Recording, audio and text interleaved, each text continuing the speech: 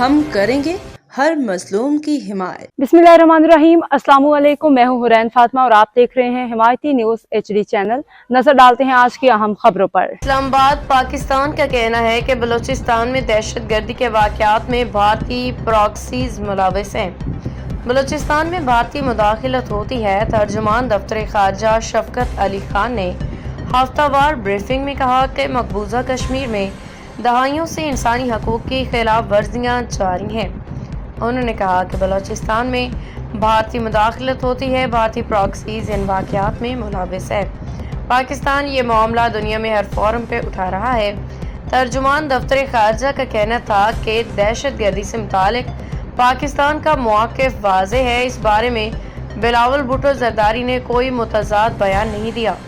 उन्होंने मज़ीद कहा कि चीन पाकिस्तान का करीबी दोस्त मुल्क है, जबकि ताइवान के मामला पे हमारी पॉलिसी में कोई तब्दीली नहीं। पाकिस्तान बरक्स ममालिक की तंजीम में शमूलियत का ख्वाह है। बरक्स के बारे में जो चीज़ें सामने आ रही हैं हम कमेंट नहीं कर सकते।